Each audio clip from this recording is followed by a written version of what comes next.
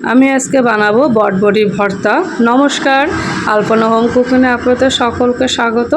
আমি এখানে কিছুটা বটবটি নিয়ে নিয়েছি, আর বটবটিগুলো বড় সাইজ করে একটু কেটে নিয়েছি।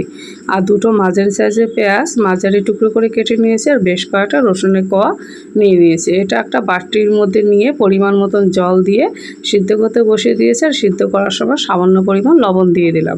আর অফ ক্যামেরায় আমি 3টে কাঁচা লঙ্কা দিয়েছিলাম, এটা অফ ক্যামেরা হয়ে গেছে, তার জন্য সরি। তো আমার এটা সিদ্ধ করা মোটামুটি কমপ্লিট। এবার জলটাকে সেকে নিয়ে নিয়েছি। আর এদিকে আমি এই ভর্তার মধ্যে শুটকি মাছ দেবো, তার জন্য নিয়েছি মন বলা শুটকি। এবার এটা সেকে নেওয়ার পর একটা মিক্সার জারের মধ্যে নিয়ে নেব।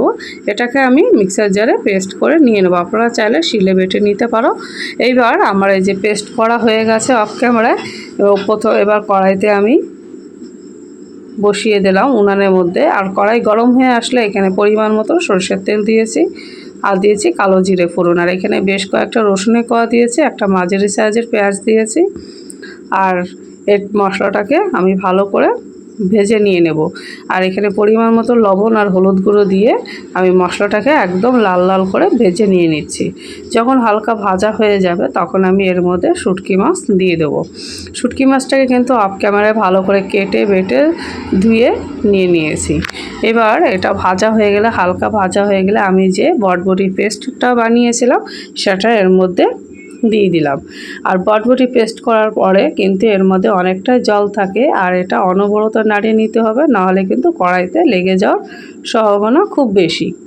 এবার বটবটির মধ্যে যে অতিরিক্ত জলটা আছে এটা আমি ভালো করে নাড়িয়ে চাড়িয়ে নিয়ে শুকিয়ে নিয়ে নিয়েছি। আর দেখুন কালারটা কোনো চেঞ্জ হয়নি, কত সুন্দর আছে। আর আমার বটবটি ভর্তাটা মোটামুটি কমপ্লিট। এইবার এই পর্যায়ে আমি একদম গ্যাসের আঁচ কিন্তু মিডিয়াম থেকে একটু লোতে দিয়ে দিয়েছি। আর এটা 5 মিনিট মতো রান্না করে নিয়ে আমি এবার একটা পাত্রের মধ্যে নামিয়ে নেব। যারা শুটকি মাছ খাবে না এই বটবটি ভর্তা, তারা কুচো চিংড়ি বা গুঁড়ো মাছ দিয়ে কিন্তু এই ভর্তাটা বানিয়ে খেতে পারো। খেতে কিন্তু খুবই দুর্দান্ত লাগে। আর এই ধরনের ভর্তা গরম ভাতের সঙ্গে খেতে কিন্তু খুবই ভালো লাগে। তো আমার ভর্তাটা কেমন হয়েছে আমাকে কমেন্ট করে জানাবেন। যদি ভালো লেগে থাকে একটা সাবস্ক্রাইব করে দিয়ে আমার চ্যানেলটাকে এগিয়ে নেওয়ার জন্য আপনারা আমাকে একটু সাহায্য করবেন। এবার আমি পাত্রের মধ্যে নামিয়ে নিচ্ছি। আর আবার কোনো নতুন রেসিপি নিয়ে আপনাদের সামনে হাজির হব। আর আপনারা প্রত্যেকে সুস্থ ভালো থাকবেন। এই যে দেখুন কত সুন্দর হয়েছে বটবটি ভর্তা। তো কেমন হয়েছে অবশ্যই কমেন্ট করে জানাবেন।